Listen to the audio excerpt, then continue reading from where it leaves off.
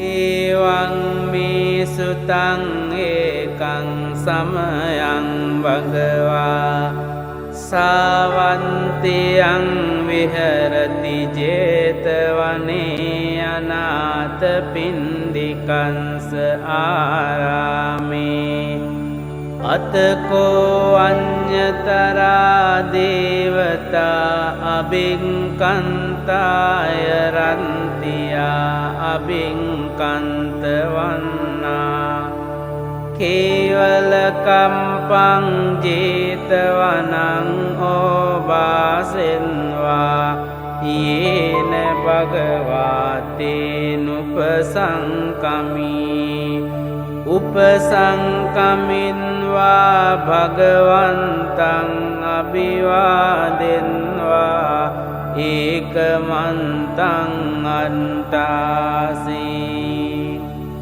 Ekamantaṃ pitākosā devatā bhagavantaṃ gātāya anjabāsī Bahudevā manunsāca mangalāni acintayuṃ Akankamānā sontānaṃ brohi mangalamuntamaṃ Asevanāca bālānaṃ panditānaṃ ca sevanā Pujāca pujanīyānaṃ etaṃ mangalamuntamaṃ Patirūpadesavāsoca pumbēca kata puññatā Anta sammā panidhica etaṃ mangalamuntamaṃ Bahu sancañca simpanca vinayoca susiṅkito Subhāsitāca yāvāca etaṃ mangalamuntamaṃ Mātā pitu upantānaṃ puntadāraṃ sasaṅgaho Anakulāca kammantā etaṃ mangalamuntamaṃ Dānaṃca dhammacāriyāca ñātakānaṃca saṅgaho Anavajjāni kammāni etaṃ mangalamuntamaṃ Ārati virati pāpā mañjapānāca saññamo Ampamādoca dhammesu etaṃ mangalamuntamaṃ Gāravoca nivātoca santuntīca kataṃ yutā Hālena dhamma savanaṃ etaṃ mangalamuntamaṃ Khantīca sovacansatā samanānaṃ ca dansanaṃ Hālena dhamma sākañcā etaṃ mangalamuntamaṃ Tapoca brahmacariyañca ariya sañcāna dansanaṃ Nibbāna sañcikiriyāca etaṃ mangalamuntamaṃ Puntaṃ loka dhammi cintaṃ yansana kampati Asokaṃ virajaṃ kemaṃ etaṃ mangalamuntamaṃ ඒතාදිසානි කන්වාන සම්බන්තමපරාජිතා සම්බන්ත සොන්තිං ගච්ඡන්තිතං තේසං මංගල මුන්තමන්ති ඒතේන සංච වංජේන හෝතු තේ ජය මංගලං ඒතේන සංච වංජේන හෝතු තේ ජය මංගලං ඒතේන සංච වංජේන හෝතු තේ ජය මංගලං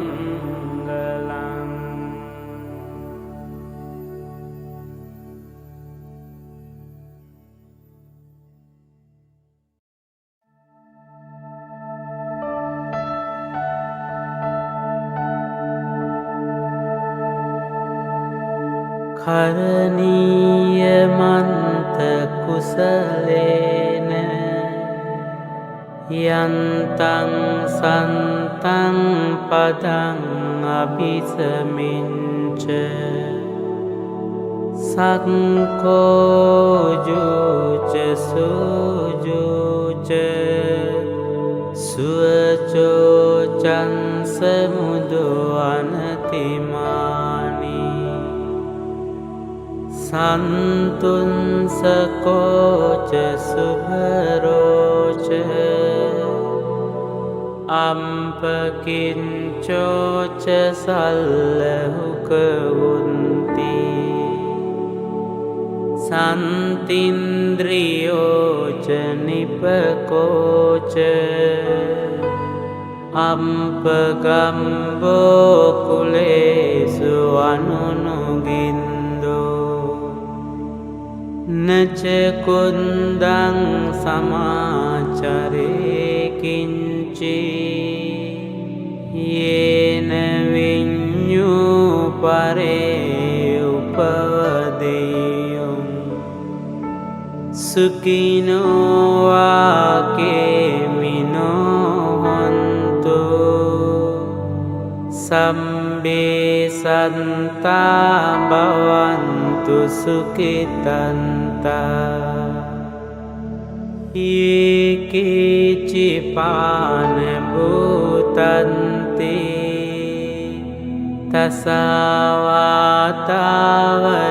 තසවාතාවරාවා අනවසේසා දීඝාවායේ මහන්තාවා මංජිමාරංසකානුකතුලා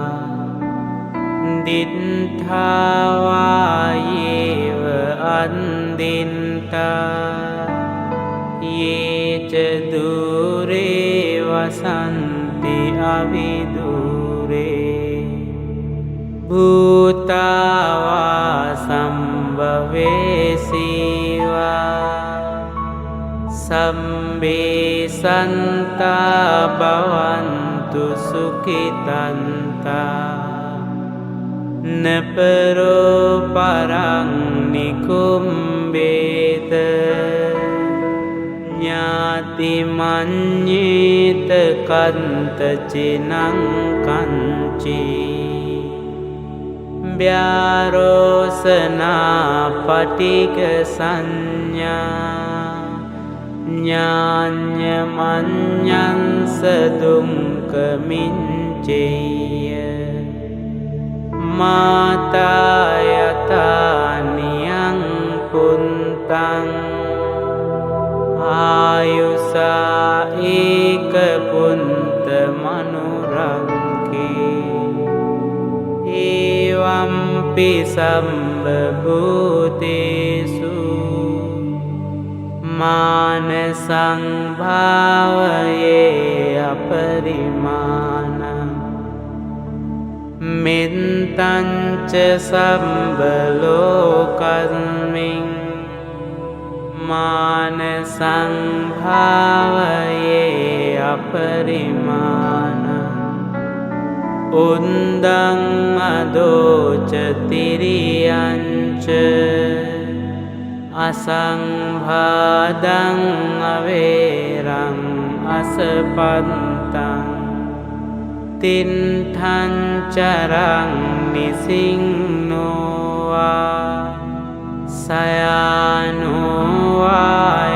සයානෝවායාවතන්ස විගතමින්දෝ ඊතං සතින් අදින්ඨේය බ්‍රහ්මමේතං විහාරං ඉදමාහෝ දින්ඨින්ච අනුපගම්ම සීලවා දන්සනේන සම්පන්නෝ කාමේසු විනය්‍යගේදං නහි ජාතු ගම්බසේයං පුනරේති.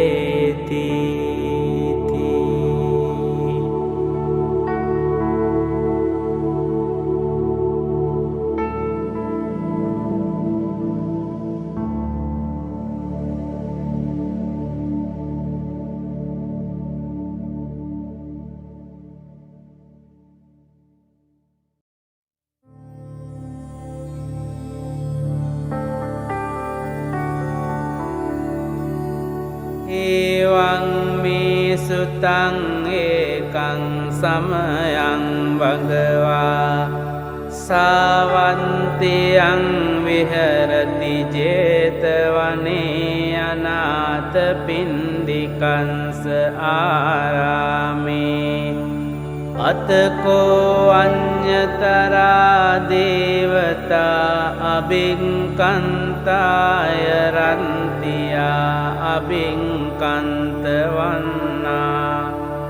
කේවල කම්පං 제තවනං ඕවාසෙන්වා යේන භගවාතේනුපසංකමී උපසංකමින්වා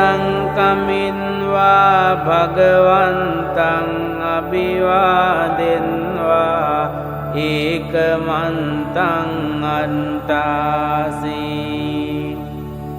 ඒකමන්තං තිතාකෝසා දේවතා භගවන්තං ගාතාය අංජබාසී බහුදේවා මනුන්සාච මංගලානි අචින්තයොං ආකංකමානා සොන්තානං බ්‍රෝහි මංගලමුන්තමං අසේවනාච බාලානං පණ්ඩිතානං ච සේවනා පූජාච පූජනීයානං ඒතං මංගලමුන්තමං.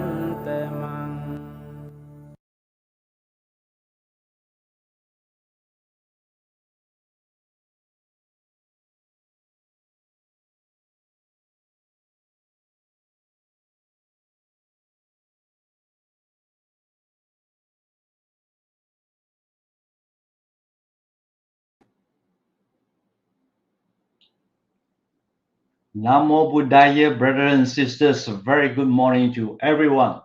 It is a great morning to see all of you again on another Sunday Facebook Live on our Buddha Puja service. Just remember to check on your Wi-Fi reception to ensure good audio and visual. During this Buddha Puja service, remember to have a calm mind. Namo Buddhaya, brothers and sisters in the Dharma. Welcome to SJBA 62nd online Sunday Buddha Puja service and to our Dharma sharing. Welcome all our Dharma friends who are outside Subanjaya and out of Selangor. Let us prepare ourselves by sitting comfortably, relax our bodies and compose our mind, let go of thinking about the past and future. Be in the present moment. Remember to share this link with your family members. We shall now invite our Puja leader, Sister Ansiu. Over to you, Sister Ansiu. Thank you, Brother Chan. Good morning, brothers and sisters in the Dhamma. Namo Buddhaya. Let us begin with our Sunday Buddha Puja. May we invite Brother Jim to make the offerings to the Buddha. Good morning, Brother Jim. Namo Buddhaya. Brothers and sisters in the Dhamma, if you have prepared the offerings, you may also light your candles and oil lamps and make your offerings to the Buddha. For the other devotees, let us place our palms together in Anjali and have a calm mind.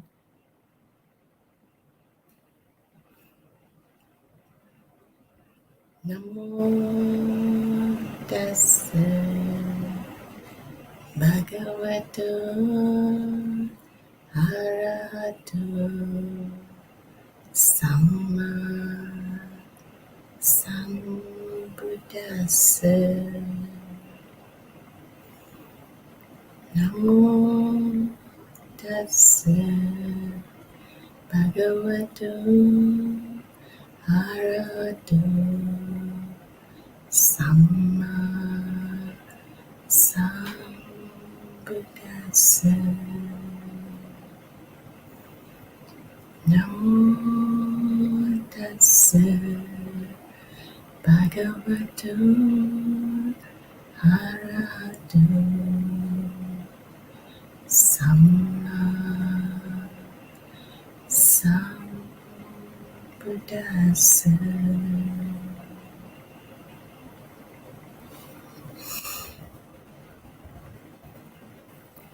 Brothers and sisters in the Dhamma, let us pay homage to the Tripujan. Buddhang pujemi, Dhammang pujemi, Sanghang pujemi.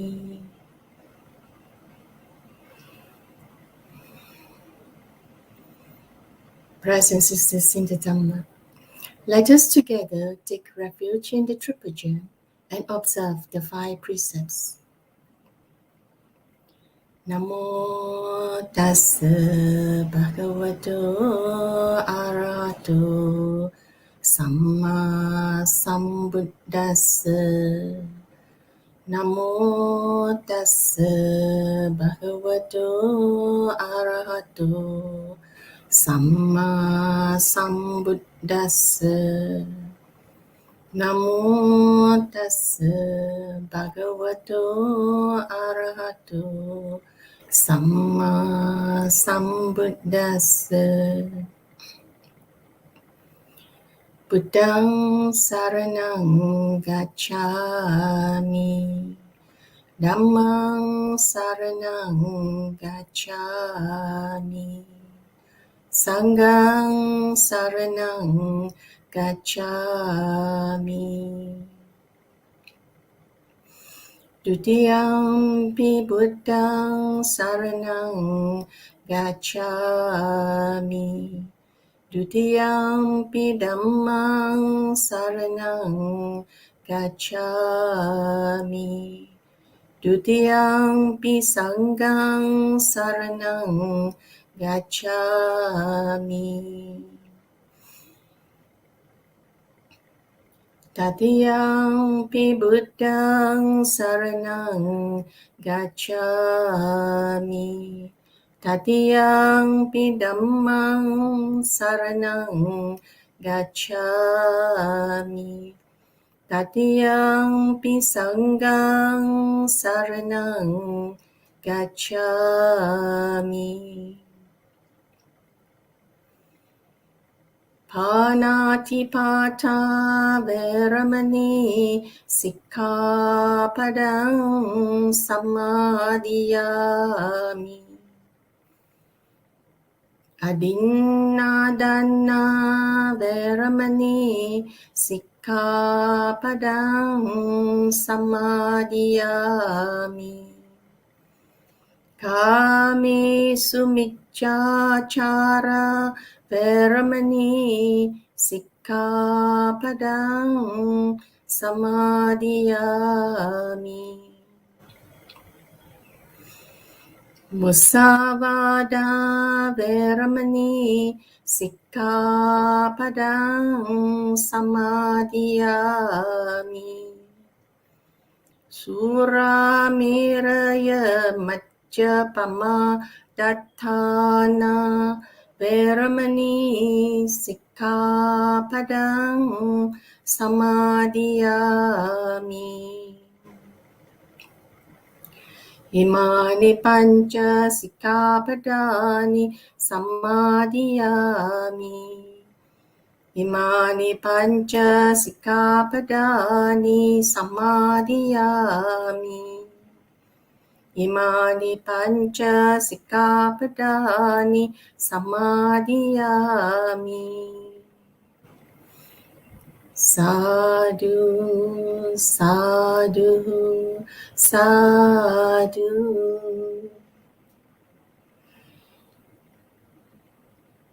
Itipiso bhagava arahang samma sambuddho Vichacharana sampanno sugato lokavidu Anuttaro purisa dhamma sarati Sattha deva manussana buddho bhagavati Swakato bhagavata dhammo sanditiko akaliko ehipassiko oppanayiko pacchattam veditabbo vinyuhiti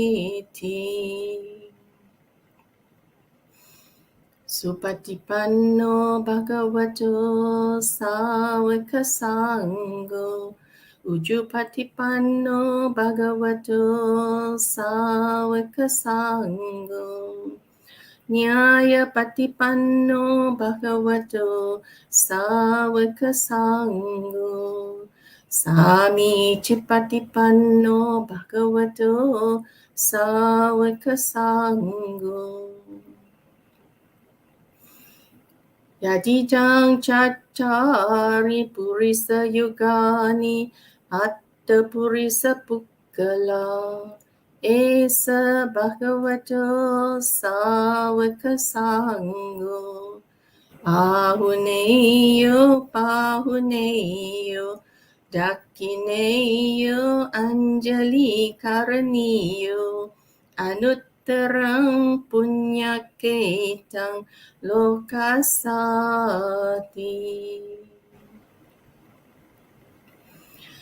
Vanjami cetiyang sabbang sabbatani supatititang Saririka dhatu mahabodhi Buddha rupang sakalang sada Yassa mule nisinnova sabbari vijayang aka Pato sabbanyutang satta Vande tang bodhipadapang Ime ete mahabodhi lokanatena pujita Aham pite namassami bodhi raja namattute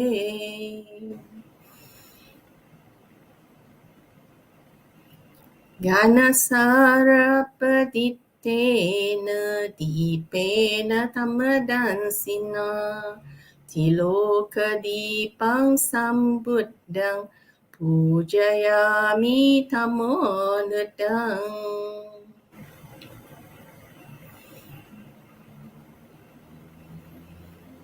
Ganda sambara yuttena duppenahang sugandina pujaye pujaniyang tang puja bhajana muttamang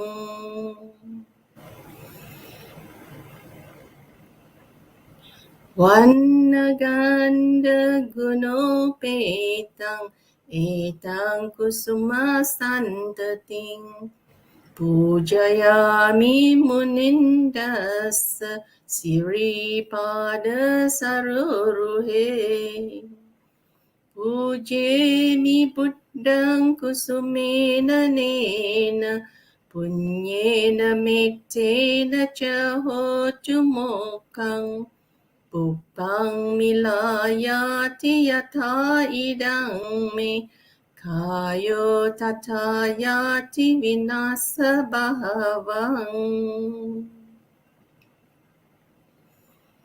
Adivasetu no bante paniyang parikapitang anukampang upadaya patiganhatu muttamang kayena vaca cittena pamadena maya katang Acayang kamame bante buripanya tathagata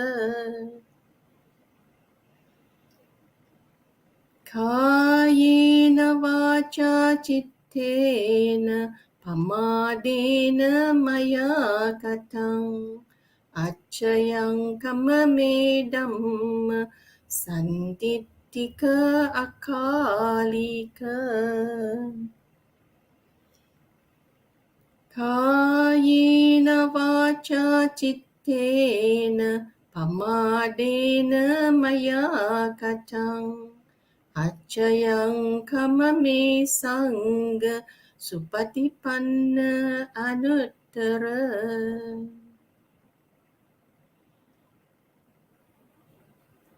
Sadhu, sadhu, sadhu.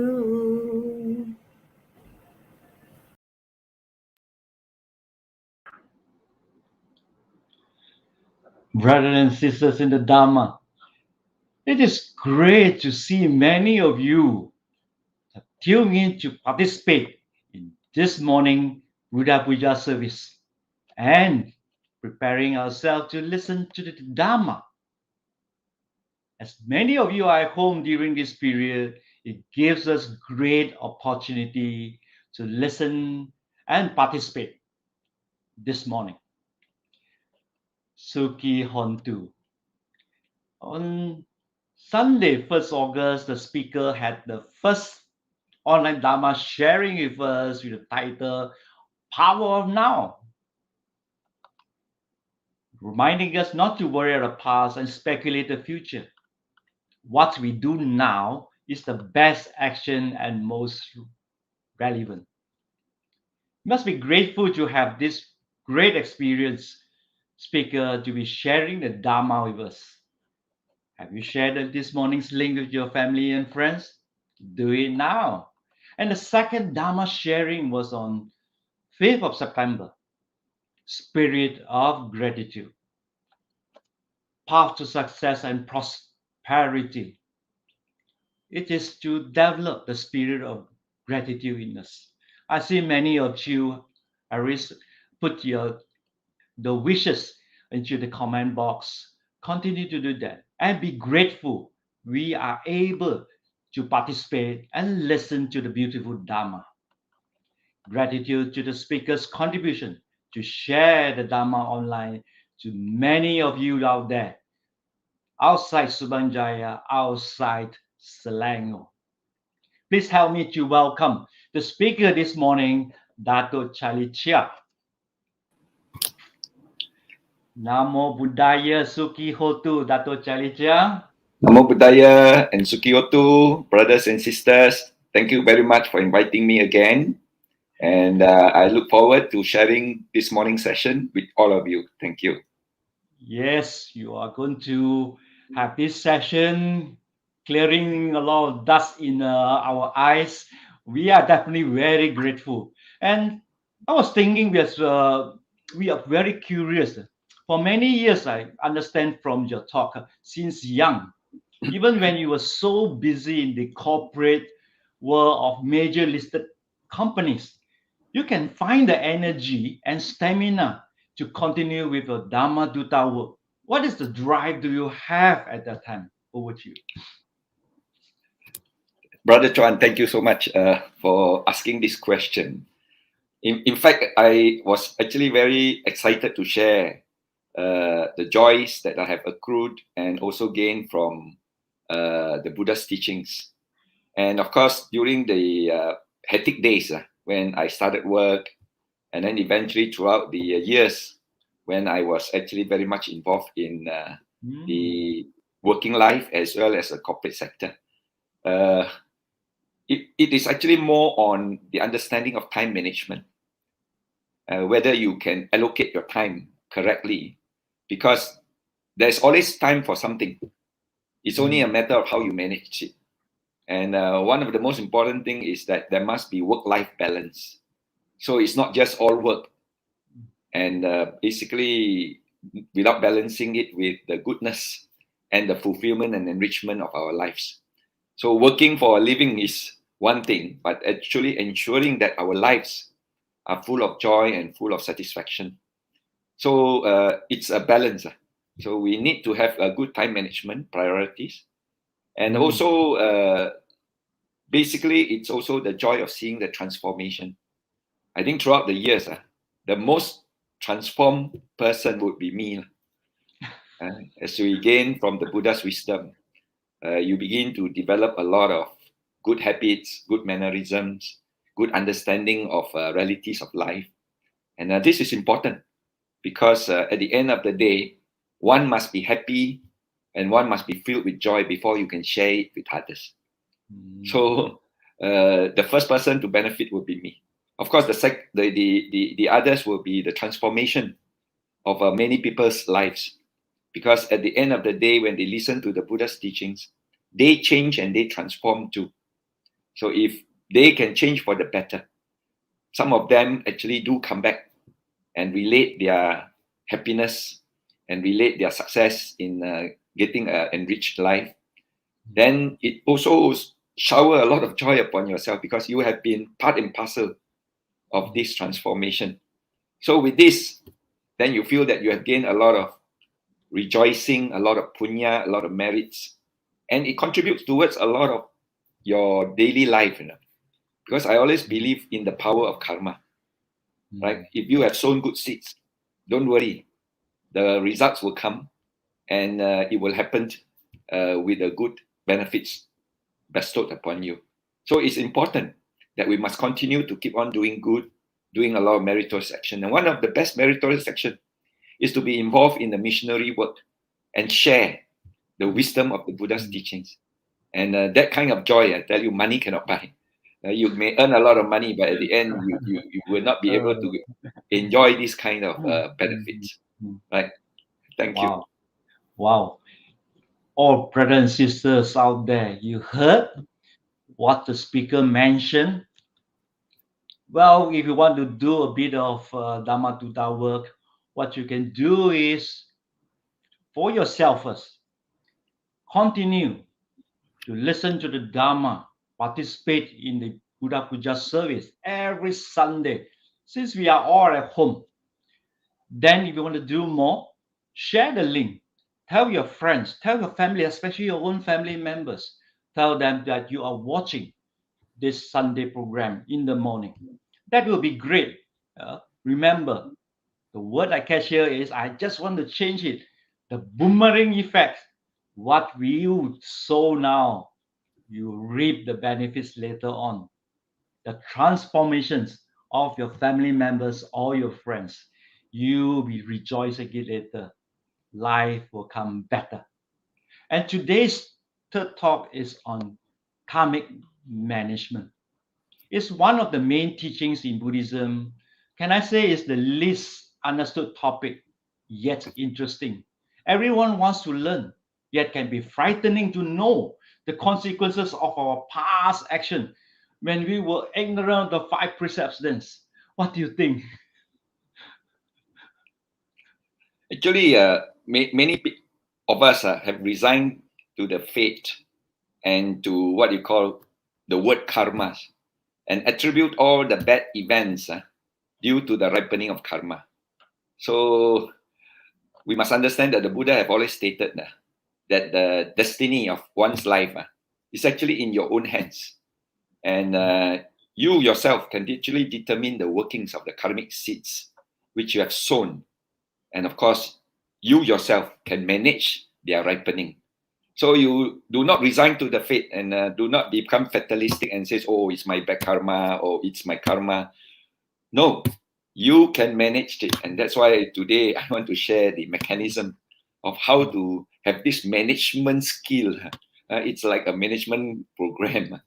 So it's a management skill of how you use the various efforts in order to ensure that you want certain ripening of your good karmic seeds and not the ripening of your bad karmic seeds, which most of us would have sown in our past lives. Right. Thank you. Right. Thank you for your great explanation on that.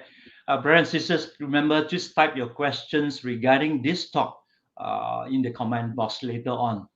And as stated, the Buddha have always mentioned destiny is in one's hand, and you can determine the workings of the karmic seeds sown in the past and manage the ripening. So pay attention to this morning's talk.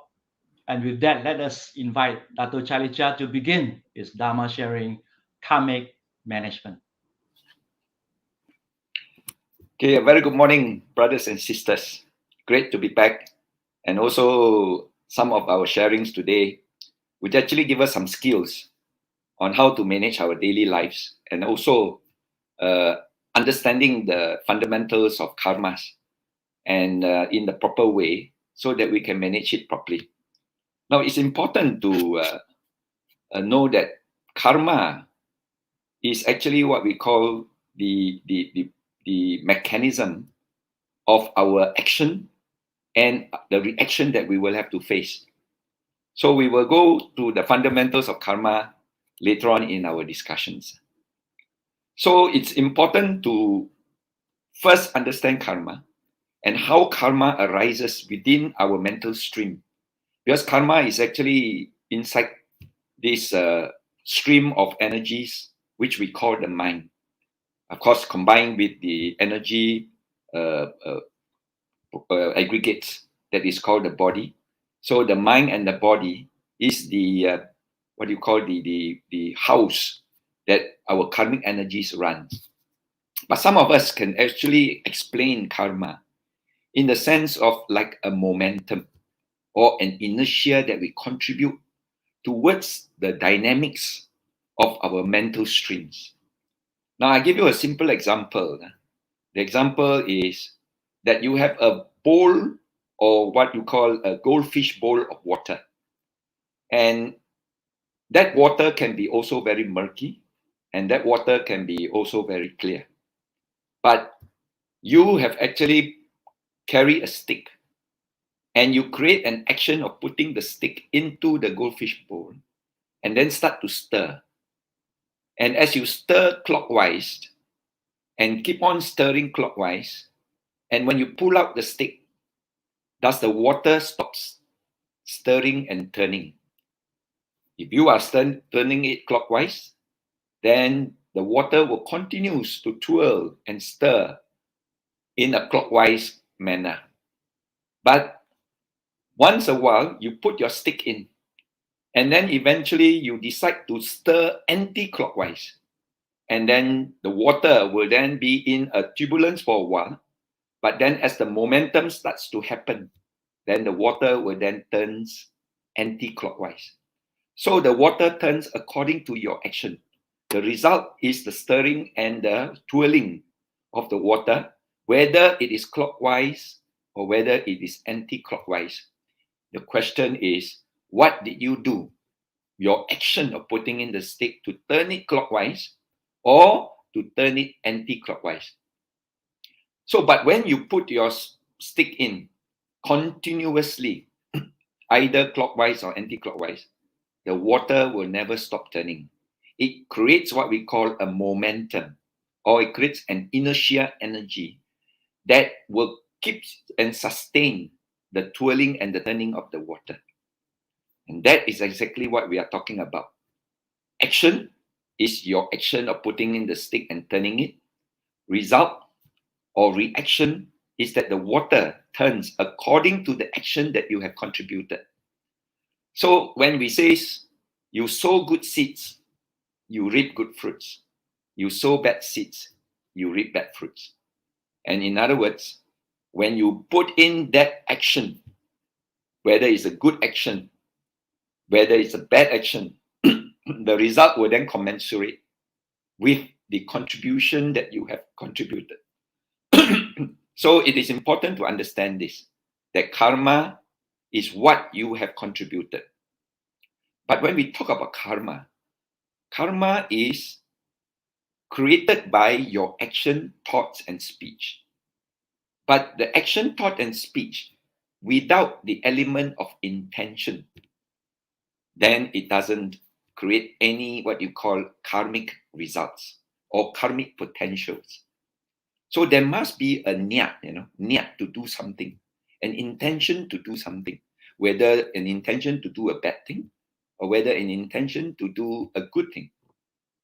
That will then determine what the result will be.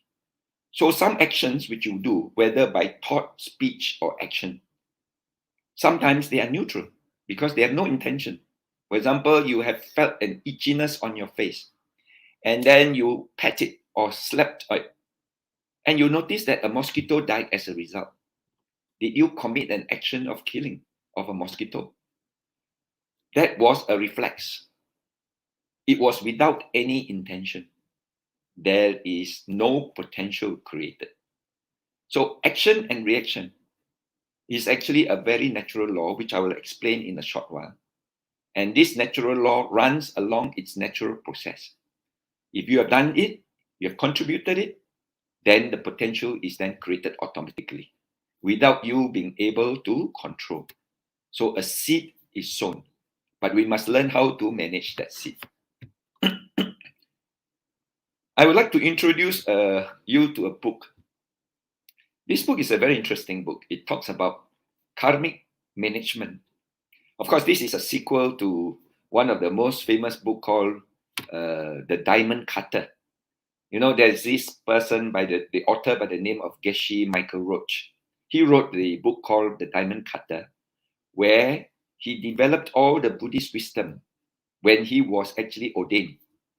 And after he disrobed and he started going back into business, he then became a diamond cutter and he applied all this wisdom into it. This book on karmic management is his second book. And it's also using these doctrines and using these philosophies to help him to manage his business and his life. So it's a good book. If you have the chance, try to get one of these and eventually enjoy reading about his philosophies, which was related to the Buddha's teachings. Now, before I go any further, I like to share with you that, basically we have three types of Buddhists. And there's one type of Buddhist, we call it Nibbanic Buddhists.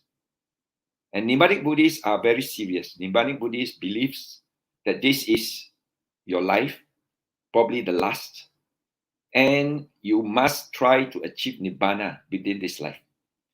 So you are serious enough to say that whatever you do, you focus on the practice in the strictest sense, and finally then develop the path in order to attain Nibbana or enlightenment.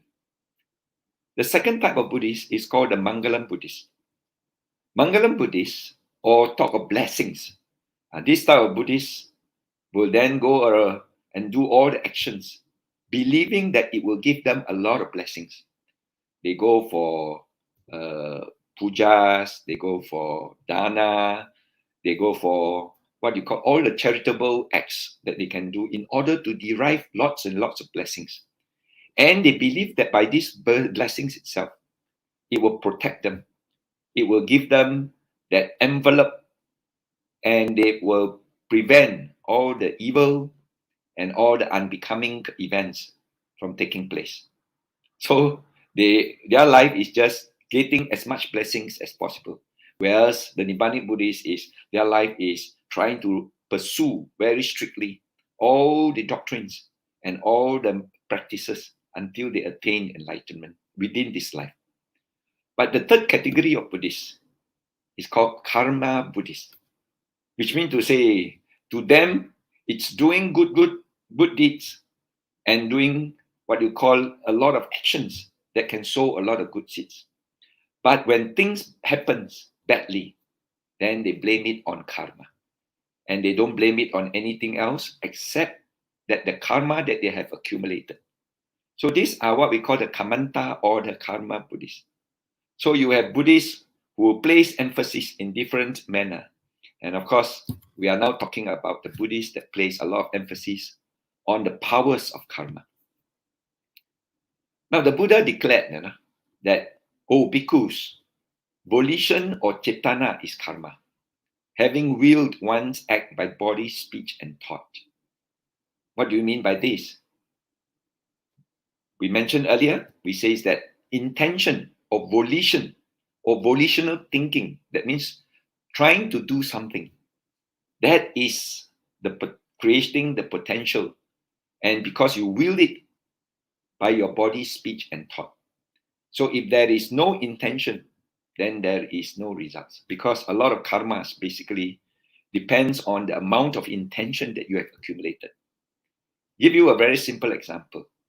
When you are reversing your car, and unfortunately you heard a crutch, a very, very big loud crutch, and you then came down from your car and you go to the back and saw that there was a cat crushed under your wheel. You have killed a cat, but you feel very sorry for it. You have not what you call intentionally wanting to kill it. So therefore, you pack it up nicely, say your prayers, give them what you call a sharing, whatever, your marriage and transfer, and subsequently bury the cat. And eventually then pledge yourself and says, next time I have to be more careful when I'm reversing my car. The other one is that you become so distraught that you have killed a cat. And so for the remainder of the 3 days, 3 nights, you always think about the cat that has died. And that you have created an action that killed the cat. And your mind works very strongly. Your mind becomes very distraught. Your mind become very depressed and unhappy. Which mind suffers more? It's the same as there is this lady who was actually by the river bank and wanting to cross a river. And at the same time, she was actually very fearful of the waters in the river and she dare not cross. There is this pair of monks who were walking towards the river, saw this lady in distraught, and having asked the lady, why is she so unhappy and crying? They found that the lady wanted to cross the river but dare not put her feet into the water. So one of the monks then decided that, no worries, let me put you on my back and eventually I will carry you across. Of course, the other monk, being a very serious practitioner, told him, no, you cannot do that because you are not allowed to touch an opposite sex. So he was grumbling, but the monk decided that no, we have to help this lady to cross, and the only way to do it is to actually have the lady on his back and then carried her across the river. So that was what he did. He carried the lady over to the other side of the river, left her there, and eventually then the lady thanked him, and the lady then went on to her own way. The two pair of monks then also went another way. Along the way, as they were traveling away from the river, The other monk was still grumbling and says, I'm very sorry for you. I'm so sad that you have to do this. And eventually you carried the lady and you have actually broken your precepts. So the monk who carried the lady turned to the other monk and says, look, my dear friend, I have left the lady at the riverbank, but you are still carrying the lady along. Now, who actually suffers the most? The one who carried the lady or the one who is actually grumbling all the time? So this is exactly what we are saying, is that when you have intention, and the intention is actually imprint upon the mind, then that is when the potential then starts. The more action that you contribute to it, the momentum then gains strength. And it can actually, from a small action, can balloon it into a big action, and thus create a very huge momentum waiting to happen. So karma literally means action or doing. So any kind of intentional action, whether it's good or bad, whether mental, verbal, or physical, is regarded as karma, the potential of karma. Now, involuntarily, unintentional, or unconscious actions do not constitute karma, because volition, the most important factor in determining karma, is not there. So in the ultimate sense, karma means all moral and immoral volition, kusala or akusala cetana. So if you understand karma correctly, then that is what we call the potential or the momentum that we have created in your mind. So if you continue to do a lot of bad action, that potential then overwhelms you, and you will always have the same mannerisms, same habitual, and same tendencies in order to perform that bad action. So we have to dwell our mind in good actions all the time, so that it becomes a consistent mannerism, consistent habit and tendencies. So karma is the law of moral causation, right? That means, being one of the natural laws, it is the law where it talks about whether the good action that we are enjoying or the bad action that we are suffering is actually created by the potential within our mental stream, and it runs up and down within us. So rebirth, it's corollary. That means to say, depending on your karmas, whether it is reproductive, whether it's supportive, whether it's obstructive, and whether it is actually supportive, it becomes related. So karma and rebirth are interrelated fundamental doctrines. So when we talk about karma, we must talk about rebirth. But what is the cause of inequality that exists among mankind? So every time when you see certain bad or certain inequality that happens amongst mankind, sometimes do we blame it on others or blame it on the creator? Or do we say that it was your responsibility and it was because of the law of karma? So as Buddhists, how do we account for the unevenness and inequality in this ill-balanced world? And the answer, if you understand it correctly and well, then you will know that it is actually karma is the cause. But whether karma is the only cause and whether karma can be actually changed, this is the topic for today's discussion. Now, everything is not due to karma. Whether you like it or not, you say, oh, that is because of my bad karma. No. Karma is only one of the factors. It could be due to your effort. It could be due to your carelessness. It could be due to what you call an external factor that is coming into play and the conditions coming into play. So Buddhism does not assert that everything is due to karma. So the law of karma is only one of the 24 causal conditions or pacaya described in the Buddhist philosophy. So the Buddha refuted that everything is due to karma. And of course, he said that, so then owing to the previous action, man becomes murderers, thieves, unchaste, liars, slanderers, babblers, covetous, malicious, and perverse in value. So for those who fall back on the former deeds as the essential reason, then of course you don't have to do anything. Neither is there a desire to do anything, effort to do, no necessary to abstain. Then you just leave everything to karma. Is there anything that you can do? Is there anything that you can change? Is there anything that you can improve in order to prevent the seeds of karma from ripening? One day, a young truth seeker named Subha approached the Buddha. And he says, what's the reason? What's the cause, O Lord, that we find amongst mankind the short-lived, the long-lived, the diseased and the healthy, the ugly and the beautiful, the powerless and the powerful, the poor and the rich, the low-born and the high-born, and the ignorant and the wise? The Buddha replied, all beings have actions as their own. Their inheritance, their congenital cause, their kinsmen, their refuge. Because it is karma that differentiates beings into the low and high states. But if that karma is the one that is actually causing a lot of inequalities, or one of the factors that cause inequalities, there is always this question as where is the karma stored inside this?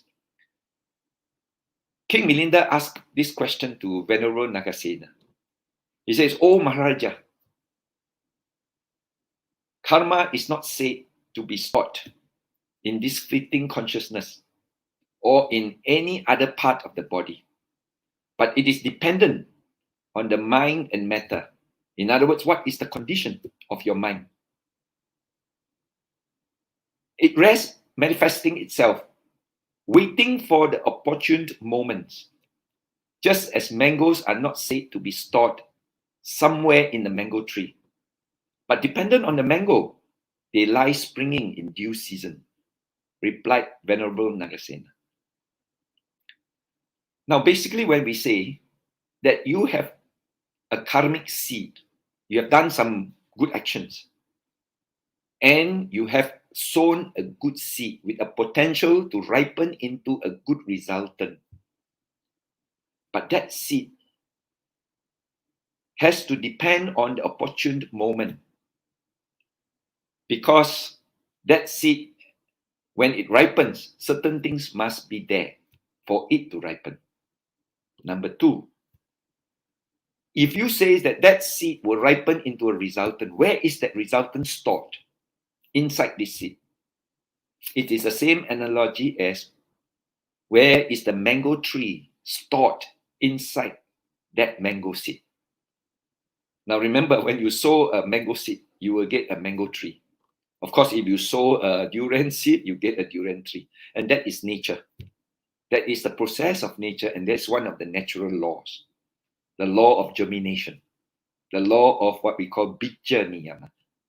So therefore, when you see that seed, you don't see the mango tree, but that seed has a potential to blossom up into a shoot and eventually goes into a plant and eventually becomes a tree and then becomes flowers and eventually becomes fruits.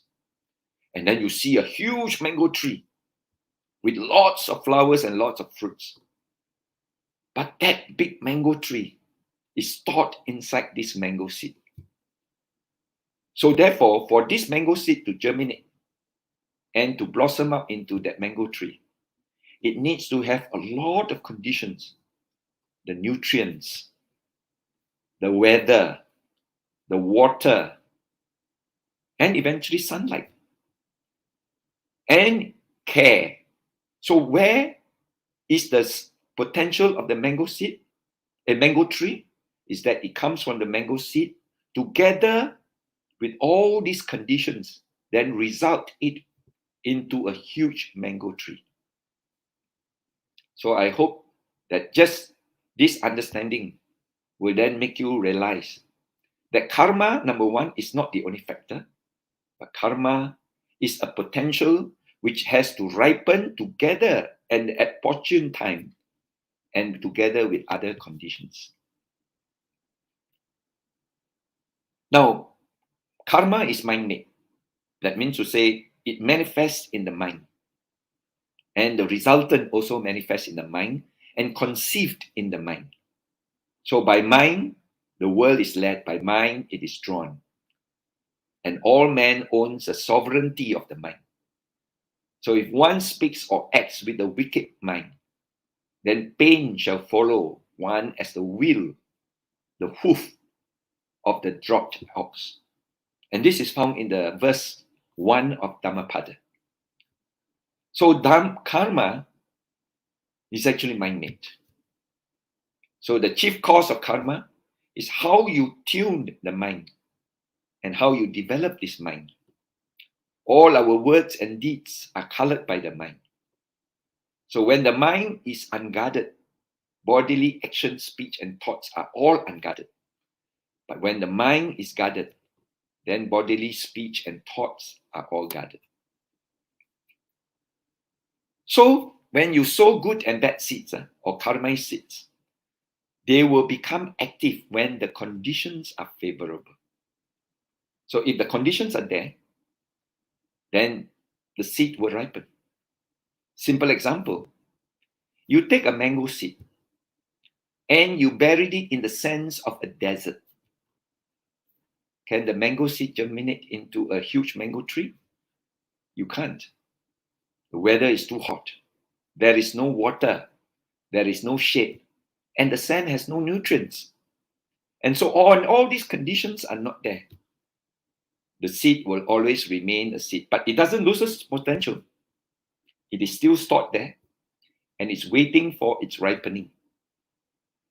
But as long as the conditions are not there, it will never blossom, it will never ripen, and you will never take its form. Once a blue moon, the desert gets its rain. I mean, if you can see some National Geographic documentaries, they will show, sometimes the desert suddenly experience a big shower, and that big shower can actually create a flood, and it runs down the dry riverbed, and the dry riverbed becomes a huge volume of water and becomes overflowed with a lot of river waters. That is the time when all the seeds, knowing that the conditions is favorable, all the eggs that is buried deep under the ground, knowing that the conditions is favorable, then they start to become what we call ripened. And you get flowers, you get plants, you get greens, and you see all the frogs, all the animals, all the fishes will then start to flourish and starts to reproduce. And they start to bury their eggs deep into the sand again, because knowing that the conditions is only temporary. The plants also quickly bear their flowers and then bear their seeds, and then shower it upon the ground, and eventually then buries it and protects it. And when the water starts to dissipate and dries out, the conditions becomes unfavorable. The seeds are then deep in the ground, buried, hibernate, waiting for the next condition to be conducive before it then comes up and then eventually overwhelms again, becoming what we call another Garden of Eden. So there will be periodic Garden of Edens in a desert. So when the conditions are favorable, your good and bad seeds or karmic seeds will then become active. Of course, good karmic seeds has a set of conditions for it to germinate. The bad karmic seeds also have their bad conditions for it to germinate into a seeds, into a result. So the karma of a person is like a saving account where money can be deposited or withdrawn. So that means to say, throughout the countless life that we have lived, throughout the many rounds of rebirth that we have experienced, there will be a lot of good seeds and bad seeds that we have sown, and the potential is still there, following us. The karma that follows us life after life like a shadow that follows a person. We can never shake it off. We only have to exhaust it and spend it, because these are our responsibilities. We cannot pass it to another person and say, you spend it for me, you exhaust it for me, and you take away from me now. If you have not spent it, it will be stored in this mental stream, following you like a momentum, as like an inertia that will turn you when the conditions is right. And so, when you live in this present life, there is still many, because it's like an account which you carry forward. And there will be still good seeds which is still not ripened. There will be still bad seeds which is not ripened. Now, which seed do you want it to ripen often? That is what we call management, and how you want to manage it. So the Buddha has given us clear instructions on how we can reduce our evil deeds and increase our good deeds, right? If you want to have a lot of good seeds, then do a lot of good deeds, sow a lot of good seeds. But of course, if you continue to do a lot of evil deeds, then there will be a lot of bad seeds that is actually being sown. And they always have the potential to overwhelm you with bad results. So by doing so, we actually build a treasure store which cannot be destroyed, because you are responsible for your karma. So unlike a savings account, the benefits and the demerits will follow us from life to life. So like I mentioned to you just now, that there are 5 orders or natural laws. And karma is one of them. Karma talks about the order of action and reaction. In other words, if you have an action, then you will have an equal and opposite reaction. This is also discovered by Newton, right? And in his law of action and reaction, it says that when there is an action, it will then create an equal and opposite reaction. And that's how rockets can fly in the sky. Because when it projects and propels the jets that comes out from the plane, that pushes against air or atmosphere, and thus create a reaction to push the plane forward. And that's how the plane can fly. But if there is nothing for it to push against, then there's nothing for it to move forward. And if there is resistance from an atmosphere, then it can also retards it and slows down the plane. So these are natural laws which applies in all physics of the universe, any corners of the universe. So in other words, if you have created an action, you have created a potential. I always like to use this example of a spring door. You know, a spring door where you fix it in your kitchen and the dining, in between the kitchen and the dining, so that the kitchen is hidden away, but when you want to come out and your hands are full with your plates, you have no hands to go and turn the doorknob, but you use your elbow to push or your shoulder to push the door, and the door swings open, and you then goes out with the 2 plates in your hands.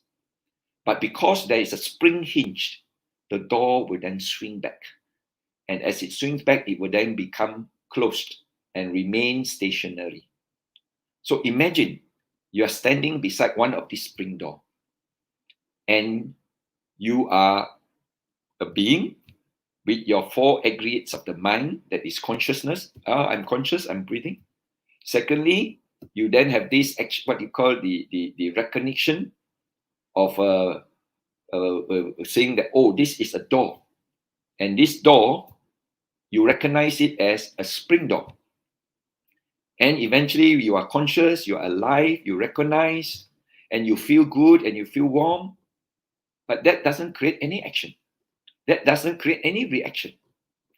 But then there is this 5th faculty of the mind, which is called Chaitana. Then you say, hey, why not I push the door? And that's when your hand raises up, and then you push the spring door, and the door opens up. The more you push, the more it opens. And then you let go. Now what happens? Because the door now has created a potential due to your pushing. So the door, the moment you let it go, the door will now has a potential to swing back. And if you are in the path, it will then hit you and slam on you. So you push the door will slam on you. Now what you are doing is, you push the door, and eventually you take a hook and you hooked it. And then you say, I pushed the door, but the door did not swing back on me. But did the door lose its potential to swing back? No. The door still has the potential to swing back, except that it is prevented from swinging back by the hook. And this hook is the counteractive, what we call, if you have a bad action, then the counteractive is your good action or your good seeds that is actually protecting the door from swinging back. So you actually prevent it, or the anti-clockwise or the clockwise. So if you are anti-clockwise, then you do a clockwise, and thus there is an opposite force to prevent the reaction. But while you are saying that the door doesn't close, you enjoy, you become careless, you become non-mindful. Your non-mindfulness can accidentally trip the hook of the door. And when the hook is released, the door will now swing back on you. It could be in a period of time later. Then you suddenly realize, why is this reaction happening on me? When I'm doing nothing, I'm just dancing around, only. But unfortunately, the potential is waiting for you. And you have now, through your non-mindfulness, kick open the door. And that's the reason why the Buddha always advised us to maintain our mindfulness so that we are on guard from the potential of any of these resultant from taking effect upon us, and thus creating a disruption in our lives. So once we understand the law of karma being one of these natural laws, right? Utu niyama, which is the physical, bija niyama, which is the order of germs and seed, or the order of germinal order, or organic order, which means to say, if you plant an apple seed, you will get an apple tree. If you, what you call, have sugar cane, you will get sugary taste. And of course, if you plant a durian seed, you get a durian tree. But sometimes our ingenuity, we want to have what we call a mango that tastes like durian. So you do a lot of what you call genetic modification. And then you create a mango that smells and tastes like durian. You can do it. Your ingenuity is there. But the moment you tamper with the laws of nature, be careful of the repercussions and the resultant. And that's why, as Buddhists, we are advised not to tamper with the order of the natural orders. Live in accordance with the law, live in accordance with the natural laws, then you will be free from the consequences of these natural reactions.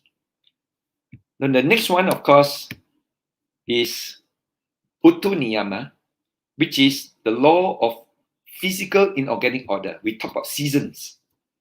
And seasons happens, for example, that you have spring after winter, and then after that summer, and then after that autumn, and then after that winter again, and then repeat its cycle. You have full moon. 15 days later, you get what we call new moon. And 15 days later, you get another full moon. And the moon happens because of the cycle of the orbit of the moon around the earth. And we get 365 days a year through the orbit of our earth around the sun. And thus it happens over and over again. We get monsoon in November. And eventually, we will then have what we call the monsoon over by March, April. And then again, monsoon comes back in the next November, and the cycle then repeats itself. This is the law of seasons, or the law of cycles. And we are all living in cycles. So this is a natural law. And if you want to tamper with it, for example, why does you have winter, spring, summer, and autumn? It's because of the tilt of the earth. Now, if you can change the tilt of the earth by having some what we call nuclear explosion, creating a tilting of the earth, and thus You now face winter all the time, or you now face summer all the time without that tilt happening going around the sun. You can tamper with it through your ingenuity, but then you will disturb the cycles, and the cycles will then have a very serious impact upon the human existence or mankind within this planet Earth. Karma is one, the order of action and reaction, right? So I've already explained. And of course, then you talk about Chitta Niyama, which is the order of the mind, where your mind is working in a certain manner. In other words, you can only do one thing at one time. If you're happy, you are not unhappy. If you're unhappy, you are not happy. So you can only have one object at any one time. So this ability or this natural law actually gives us hope in life. Because if we want to be happy, then don't be unhappy. If you don't want to be happy, then be unhappy. So you have a choice and you can be in control, right? And of course, the last niyama is actually Dhamma niyama. It's actually the law of miracles, the law of phenomena. For example, during the Buddha's time, the atmosphere was full of very positive and happy and joyous occasion.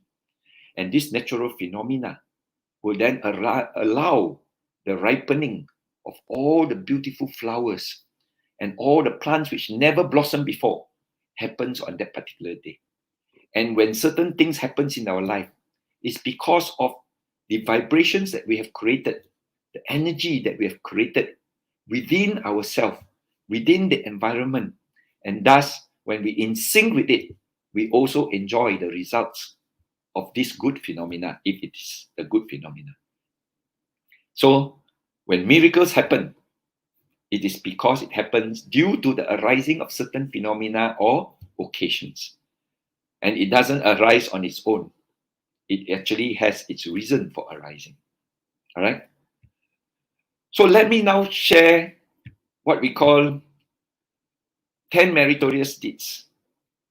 Now, when we want to develop good seeds, we develop a lot of meritorious actions. And these are some of the meritorious actions that we can do. Generosity, morality, mental culture, respect and reverence, service, and of course, sharing of merits, rejoicing in others' good deeds, teaching and listening to the Dhamma, and then straightening one's views. And these are fields where when we partake in it, we will develop that good potential, the good momentum, and the good seeds that we will sow. And these seeds will then exist in this mental stream, creating what we call a momentum or a mannerism or a habits or a tendencies. And let me now go into what we call the karmic management of this. Now imagine, all of us have a lot of good seeds, isn't it? We must have good seeds in our past lives. We must have done some good deeds in our past lives. Or in this life itself, we have done a lot of good actions. We have contributed a lot of good actions and a lot of good seeds. But we also have these bad seeds that is actually being generated over so long a period in our previous lives. They are all having their potentials and they are all waiting for the right moment. Now, if the conditions is right, what are the conditions? The condition is that our mental stream, our mind, okay, let me stop sharing and then let me share with you. Now, if our mind is positive, if our mind is at peace, if our mind is happy, if our mind is calm and peaceful, is this a positive condition? Is this a good condition?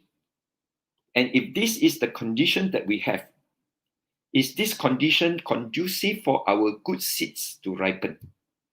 It's like in the desert, you put a shade, you put nutrients in the soil, you ensure that it's being watered all the plant.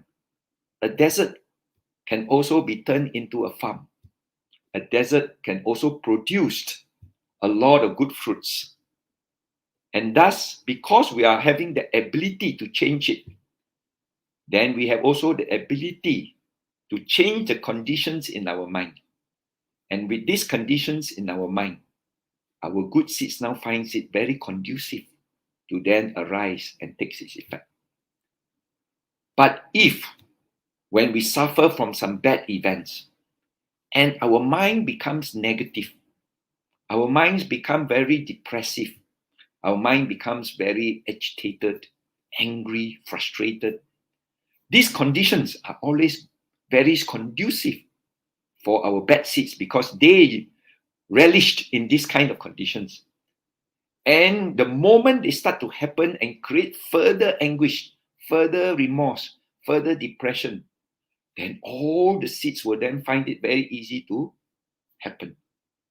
That's why in Hokkien we always say, "Pai su jie lai, zhou jie lai." That means when you are in that state of mind, the bad seeds and the bad resultants keep on happening one by one. And we find it very difficult to stem the tide. And we then suffer as a result from it. But how do we change the condition? How do we prevent that the bad seed since as a reason? How do we subside it? How do we prevent it from further happening? It's by changing the conditions. It's by changing the soil. And if we can do that by switching our mind, remember the law of chitta, which says that your mind can only do one thing at one time. If you are not unhappy, then your mind is on happy thoughts. And if your mind is on happy thoughts, then you are not unhappy. So which means to say, switch from the unhappy thoughts, switch from the unhappy events and the reliance of unhappy events. Turn it into positive events. Keep your mind positive, keep your mind calm, keep your mind peaceful, and keep your mind what you call happy. And if you have that kind of conditions, then the bad seed finds that it's deprived of the oxygen. It doesn't have that nutrients to further survive and further sustain. It will then dwindles away, subside, and eventually goes back to its hibernation, all its remaining potential. And since it is hibernated, then when the conditions become right for your good seeds to happen, the good seeds now find it conducive to take its event. And thus, you then overwhelm your bad events by creating a good mind. You encouraged and allow your good events to then take its form. And thus, you elevate the difficult times by promoting the good times. And you have changed your destiny. You have changed into a bad resultant to a good resultant. So this is what we meant when we understand the laws of karma, the seeds that we have sown, the potential that is there, and while they are waiting for the conducive condition, let us then manage the conditions. And what is the condition? Is the state of our minds. And if our mind is positive, if our mind is happy, if our mind is calm and peaceful, these are conditions for all the good potential seeds to then arise and take its form. You have changed your destiny.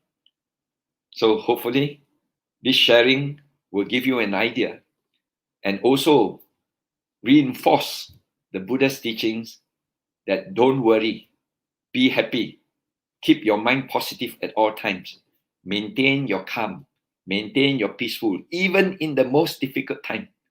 And because the conditions have changed, your good seeds will then come in to help you out. And of course, in Chinese, we call it 贵人. But this 贵人 comes in the form of your own good seeds, waiting for that potential, waiting for the conditions to then arise and help you out. Okay, thank you very much. And we will open for questions and answers.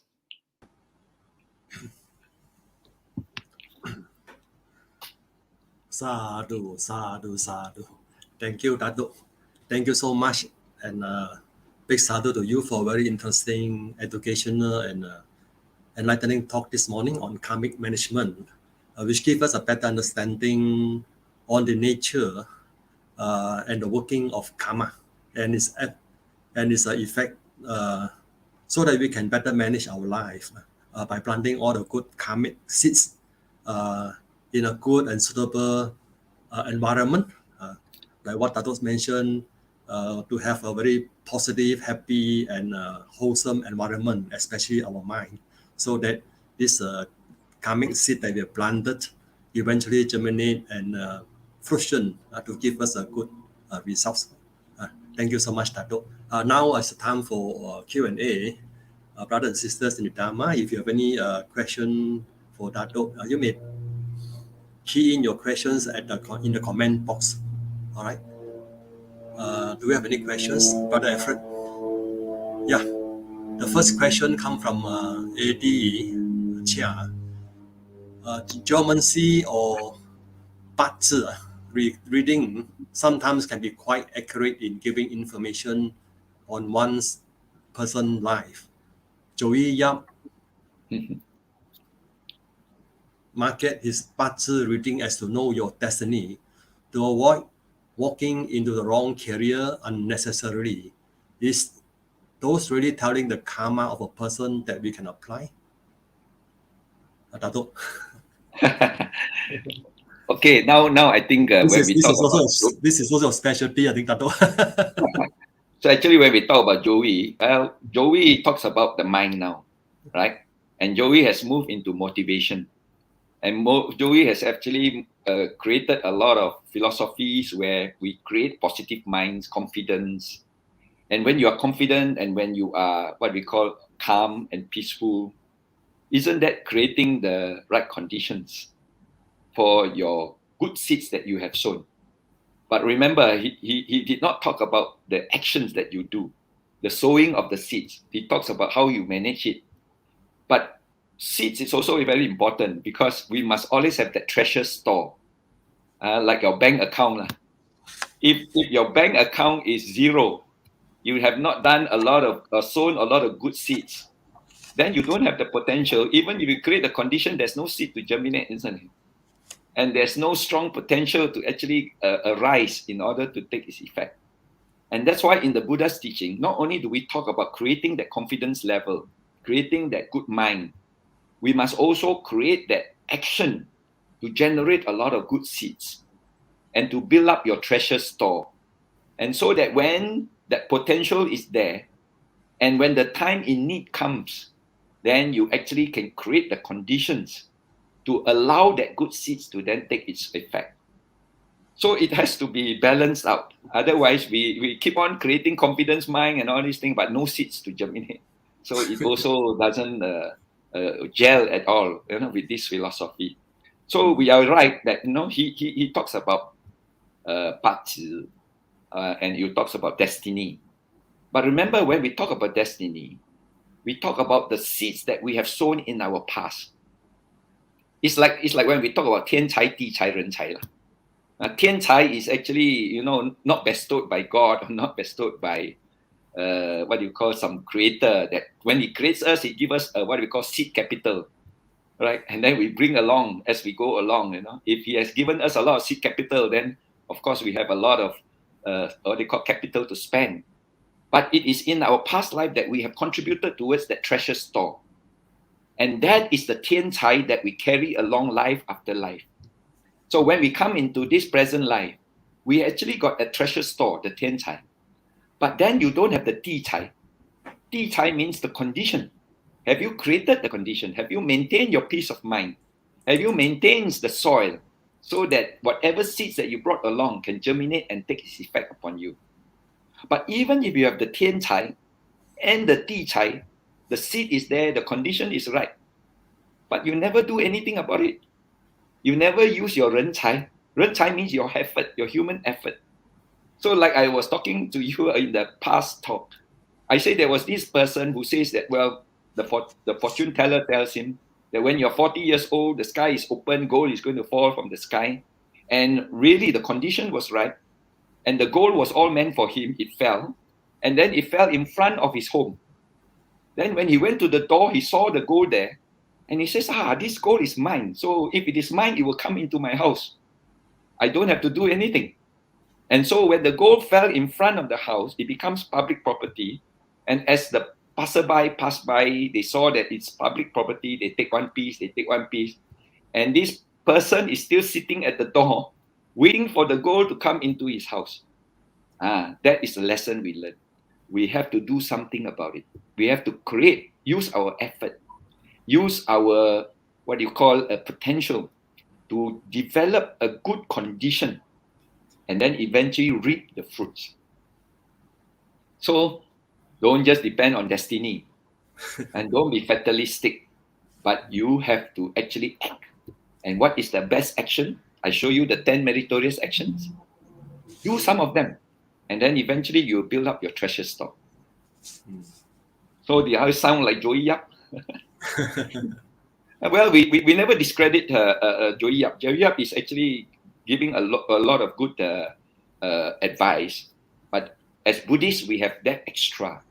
Is that not only do we create good minds, create confidence, but we also move in the direction of creating more seeds so that we can use it.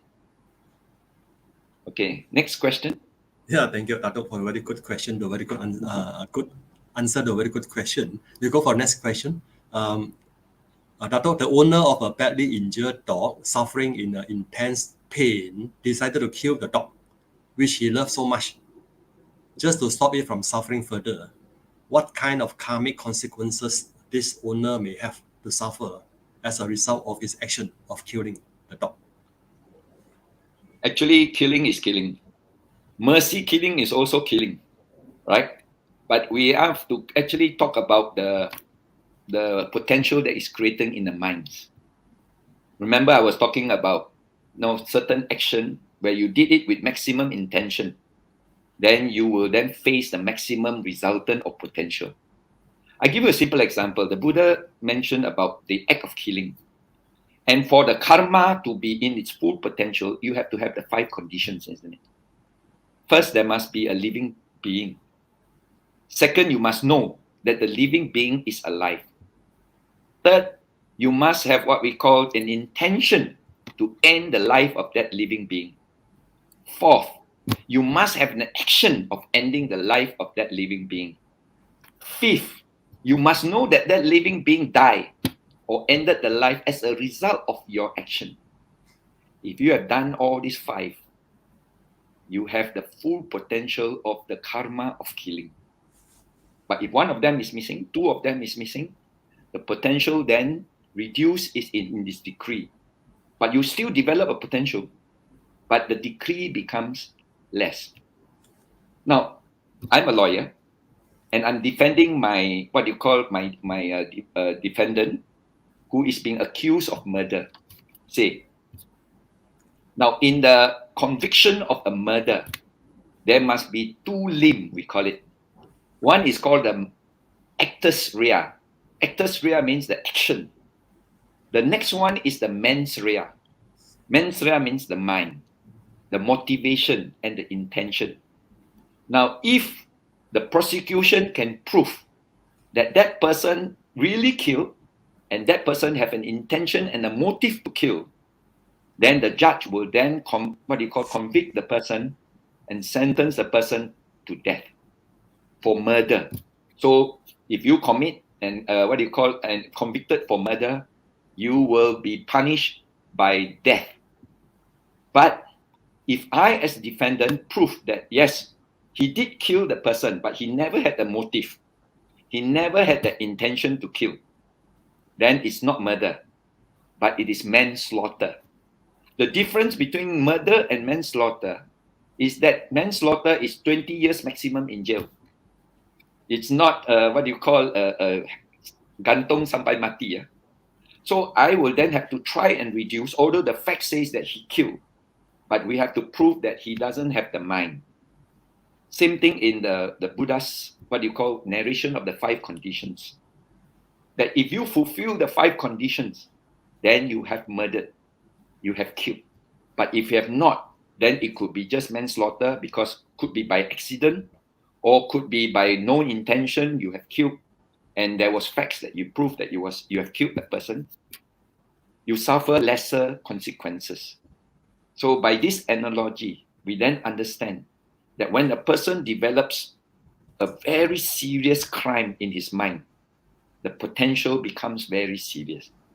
Imagine if you want to kill a person, it's more serious than killing a mosquito, isn't it? The seriousness is there. But imagine that if you want to kill a person and you have the action of killing, not only after killing, the matter is at rest. You have to plan how to get rid of the body. You have to plan how to escape from being caught. Oh, you will be toiled with all of torment and anguish and suffering. So the anguish itself is the one that is twirling inside the mind, creating the energy, the karmic energies that will then, if not spent and exhausted and happen, it will then become a potential seed that carries forward.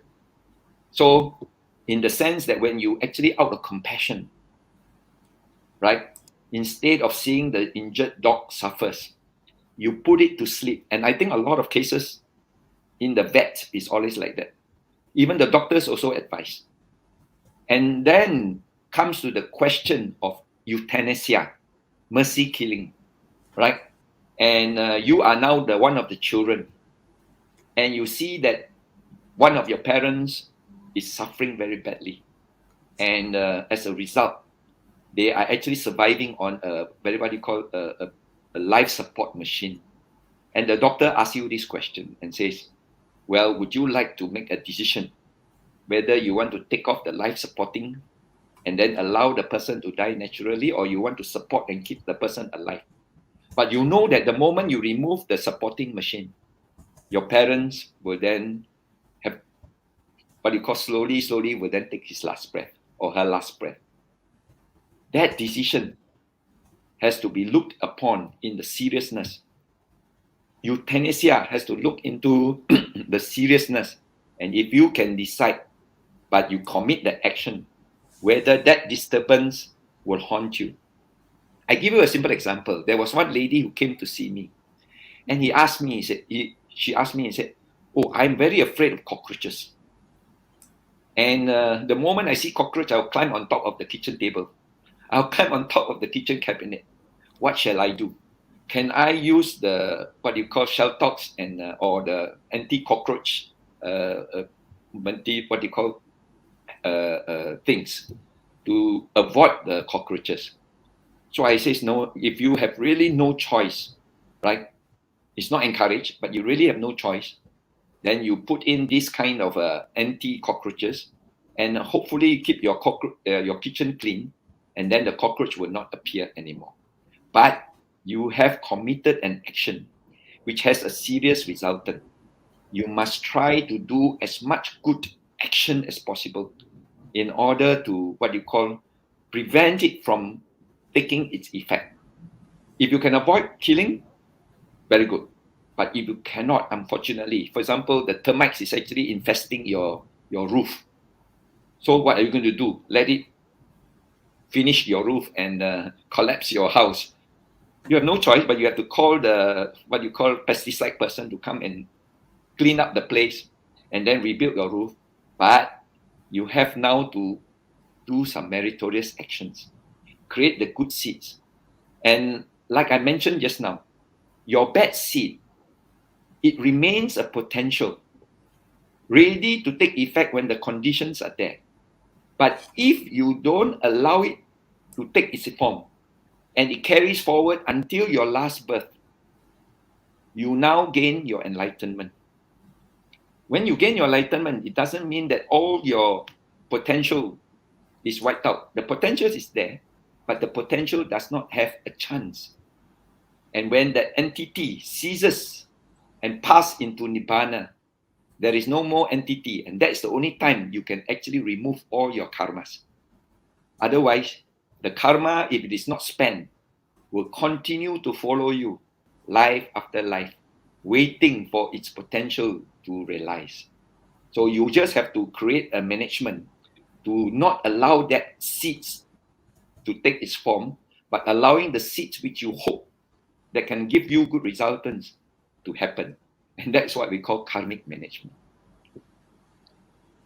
Okay? Yeah, thank you, Dato'. very good answer to this question. I think helps us to give some comfort to those who are really torn sometimes. It's a dilemma, when you are in that dilemma, you don't know Yeah, what yeah. to do. Yeah. Okay, we go for the next question. Alfred, can we have the next question? From Sister GK Tan. Thank you, Tato Charlie. It's a very good education talk for us. When the conditions keep changing, there are lots of energy to allow the seeds to grow. Or what can be done to cope with this as situations are constantly evolving? Things are keeping changing. Well, okay, basically, we have all concluded very easily that the mind is important, right? And the mind is the conditions that allows your karmic seeds to evolve. And we always say that karma is then what you call experience and conceive the resultant through the mind. So if you maintain a good mind and make an effort to maintain the good mind, then you are actually managing all the conditions. And when you manage the conditions, then you can help to what you call certain seeds to have its form and certain seeds which it cannot. But there are some seeds which are strong. And what are the seeds that are strong? Even your mind may be good. Your mind may be positive. Your mind may be very, what you call, conducive only for good seeds. But that bad seed still has a chance to punch through and happen. And what are these seeds? We call them the Garuka karmas. I think you have heard of Garuka karma. It's actually what we call the heavy karmas. And what are the heavy karmas? Is that killing of your parents in your past lives or even in the present life? Killing of your father, mother, trying to kill a Buddha, or they call creating a killing of an Arahant and creating schism in the Sangha. So if you have committed these 5, then this Garuka karma will then, irrespective of whether you have created the good conditions, it will still punch through and leak out and eventually take its effect on us. I remember the story of Moggallana and how Moggallana was actually beaten to death. And the Buddha explained that because of his Garuka karma, causing the death of his parents in the previous life, although he's an Arahant, he still have to face that Garuka karma. And because he is an Arahant, he understands the resultant. He did not suffer from that resultant. His mind was at peace. So when Garuka karmas, this one you cannot escape. You have to face it. The rest of the karma, you can escape and escape and escape until the last birth. When you pass into Nibbana, then you actually escape from it totally. There is no more arising anymore. Okay? Okay, thank you. Can we have a next question? From KCPA. The mind is a forerunner, so if we have wholesome thought intention, but the action is unwholesome, so with a good intention, karma give good result instead of a bad action we did. Example, we lie to help someone. Well, if the mind is wholesome, right?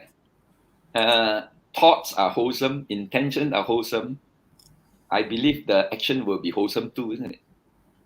In this case, I not think what do you call a contradiction there? That when your mind is wholesome, your thoughts are wholesome, your intentions are wholesome, but somehow or other you go and create an action which is unwholesome. That will not happen.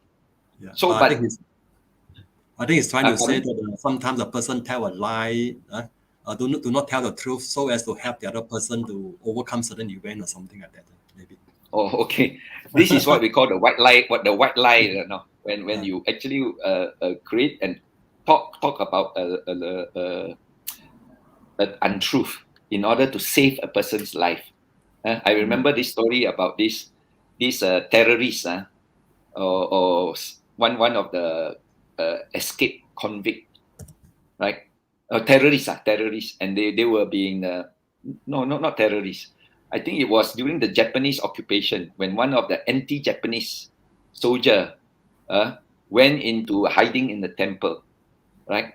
And then eventually the Japanese soldiers came and pursued and came to the temple and asked the monk, because this anti-Japanese was hiding inside the temple. Asked the monk and says, "Have you seen this person passing by?" And the monk says, "No, I did not see." But that anti-Japanese soldier was hiding inside the temple, and the monk knew about it. So the disciple saw it, and the disciple said, "Oh my goodness, you have told a white lie, and you are creating a bad karma." So, but the answer was, well, you tell a white lie, but with the compassion of saving lives, right? The lie itself, it's already a bad action, but the resultant, that potential that was created was actually of a very low category. But if it accumulates, like little dewdrops, it can accumulate into a big pond of water.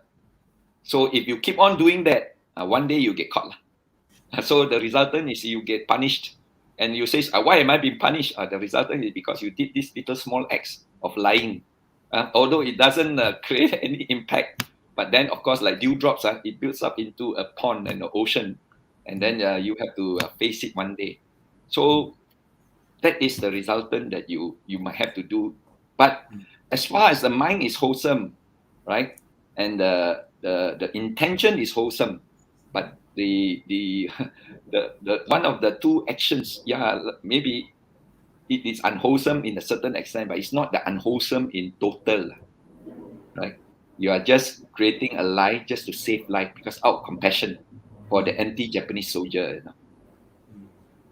I hope that helps to alleviate this confusion. Yeah, I think it helps us to clear our mind on this situation where some of us are sometimes really very torn again into making the right decision. We go for, due to time constraint, we just go for 2 more questions. The second last question from Sister Wan Yi. Thank you, Brother Charlie. May I know how karma can improve in meeting the right love partner and maintain a lasting and loving relationship? I think this question is a very common questions among those young people who want to look for a lifelong partner. Good intentions, sincerity, truthfulness. These are what you call actions that you can do, and this will always generate good karma. Now remember, if you are in the state of calmness, peacefulness, happiness, and then of course you have a lot of sincerity, a lot of truthfulness, a lot of integrity. These are what we call conditions that you create, and the good karmic seeds. And one of the good karmic seeds could be meeting your right love partner. The potential of it results in it, and as a result, you meet with another partner which is also of similar like-minded. And thus, because it is similar like-minded, you then are able to maintain a lasting and loving relationship. So if the intention is good at the very beginning, that's why we always say that when you are courting each other or when you are pursuing each other, always tell the truth, right? Don't pretend, because a lot of people are what they call great pretenders. They pretend to be very good in that period of courtship, but the moment they have married and the life lives on, the real person comes out, and then eventually all the bad habits will then arise, and the disappointment will then happen. So it will then result in a very bad relationship. But if you are truthful from the very beginning, and you don't pretend to be kind and generous, actually you are not, then the result will always be good. So when you are doing all these actions, you are actually creating a good karmic seed, sowing a good karmic seed. And the karmic seed, because of your good conditions of mind, will then germinate into a good resultant, and you will always have a good relationship as a result. Thank you, Dato. Now I know that you are not only a good QS, a good CEO, a good lawyer, but you are also a good marriage consultant. I always tell what you call married couples, when they come for counseling or advice, I say the best thing that you can do in your life is never be angry at the same time. Right? When one person is angry, the other person should not be angry. That's you right. take your turns to be angry. Don't be angry at the same time. Yeah. Then you will have peace and a happy married life. I think I applied that together with my wife Ingbi too. Okay, I think due to time constraint, we have just one more last question. Today we have many questions. I think the topic must be very interesting. But because of time constraint, we go for just one more last question from Michelle Ng. Is there such a thing as repayment of karmic debt that accrue from the ancestors? You know, last time when we were young, what she meant, I think probably is what our father, our grandfather have done, our grandparents have done, and now we have to bear the consequences of their action. Well, I think in the past, when we were young, our parents used to say, well, last life, I don't know, owe you what kind of debt, karmic debt. That's why this life got to pay back and settle with you. But the Buddha has always said that your karma is your karma.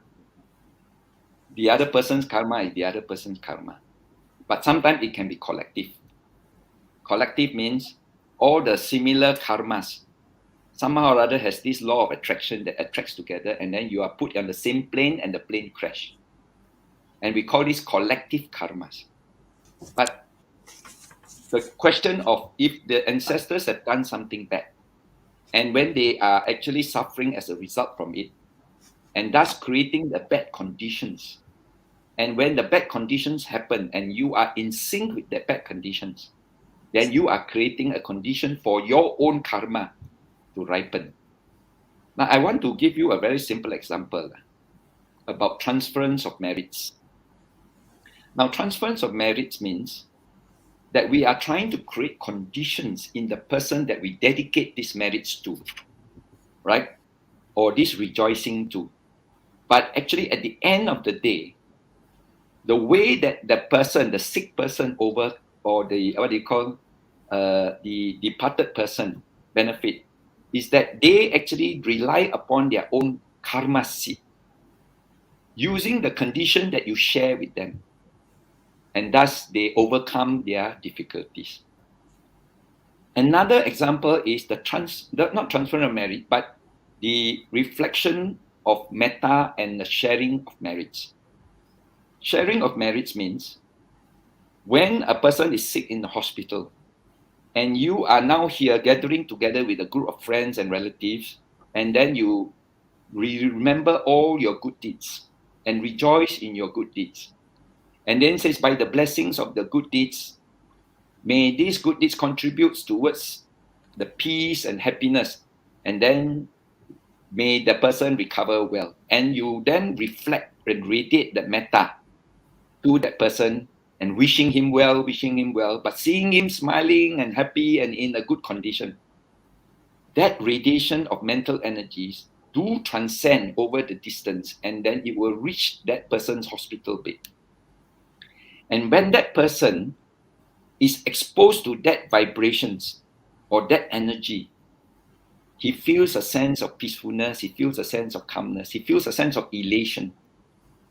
And by virtue of that mental condition, his own good seeds of karma then arise to actually overwhelm and take effect, and then he recovers and become well again. And that is the meaning of metta, reflections of metta, or radiate metta towards our friends and relatives who are sick. You are actually helping to create the condition. Number 3, when we are in trouble, we say we would like to pray to the Buddha, and we want the Buddha to actually bless us. But what is very important is a lot of people understand that, well, the Buddha has passed into Parinibbana. He's not there to listen to you. And since he's not there to listen to you, is he able to then bless you with all the blessings? The blessings is your own. Of course, when you are before the Buddha image, you also invite the devas. The devas and the protective devas, the guardian devas, who are having strong affinity with you. And they have a power to create the conditions for you, the right vibrations of energy that will affect your mind. And when you are in that vibration or in that mind, again, the same thing, your mind then settles down, your mind becomes peaceful, your mind becomes confident, your mind becomes happy. And because of that condition, it is again your own good seeds of karma that will arise and take its effect. So by virtue of this understanding, then your own karma is the one that's helping you, not your, what you call, ancestors' karma, and not somebody else karma, what you call, lend it over to you or share it with you so that then you become well again. No, they are actually creating the conditions for your own good karmic seeds to ripen. So if your ancestors have done something bad and starts creating a bad conditions, and you are affected by that bad conditions, giving rise to your bad karmic seeds, then yes, you are actually sort of experiencing the karma, but you are not paying a debt. You're experiencing your own karma. Okay? So with that, I think, thank you very much for all the questions. Very interesting questions. Thank you. I think Sister Michelle hopefully is happy with the answer given by Dato' Charlie Chia. Once again, thank you so much, Dato', for the very interesting and very educational talk this morning, which gives us a lot of good take-home value on how we can transform ourselves to change our destiny by managing our karma better, by doing a lot of good deeds, and also to create a positive, happy, and wholesome mind for our good karmic action, our good karma to fruition, to give us a happier and more successful life. Thank you, Dato', for the good advice. And on behalf of all members, we express our heartfelt thanks and gratitude to you. Thank you. Sadhu, sadhu, sadhu. Sadhu, sadhu, sadhu.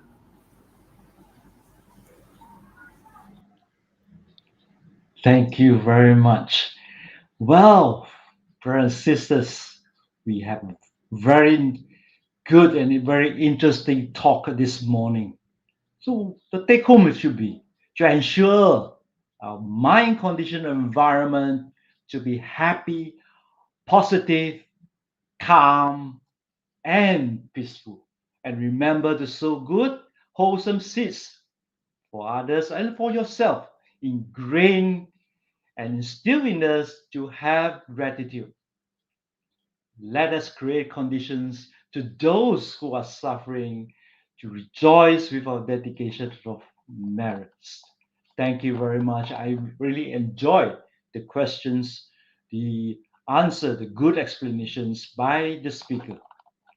Brothers and sisters in the Dharma, this morning we have participated in the Sunday Buddha Puja service and listening to the Dharma sharing with a calm mind.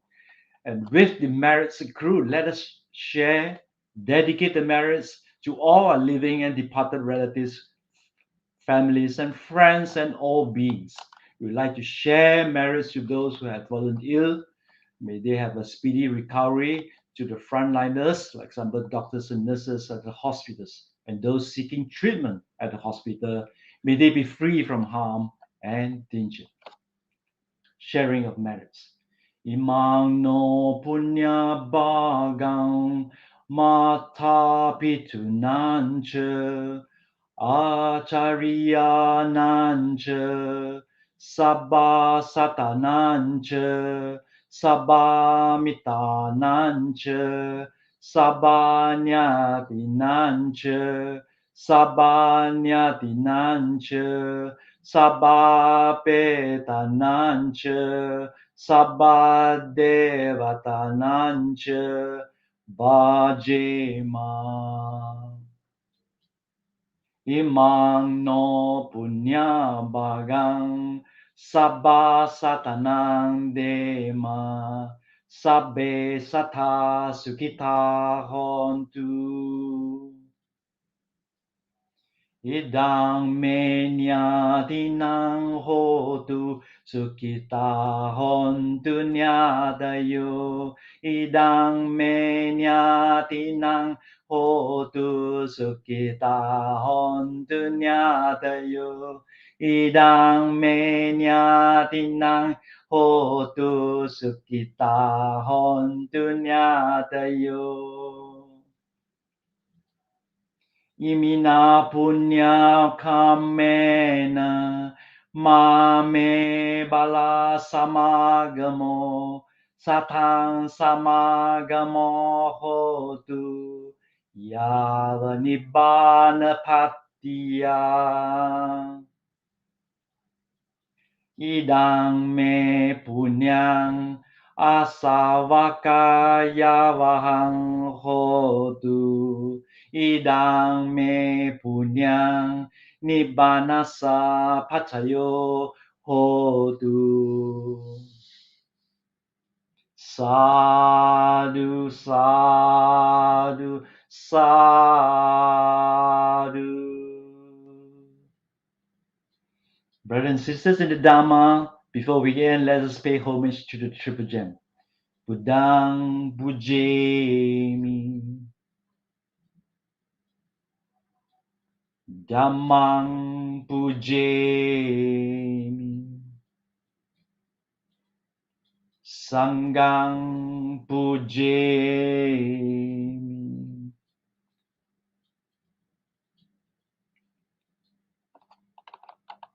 To all the devotees, again, thank you very much for participating and those who have responded and have thanked the speaker. And thank you for your sending the lights and love responses. Please help me to thank the speaker again and again.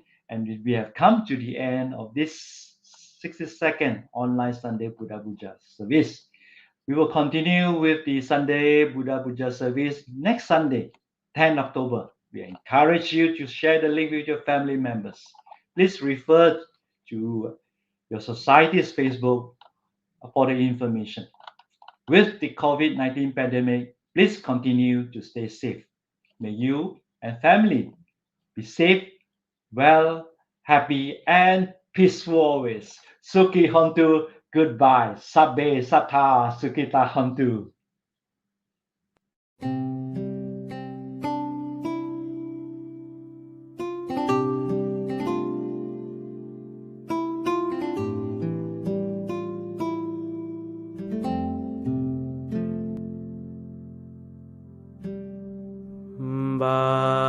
Bahung sahan semabhinim mita sayudantang ngirimi kelang udita Sasena marang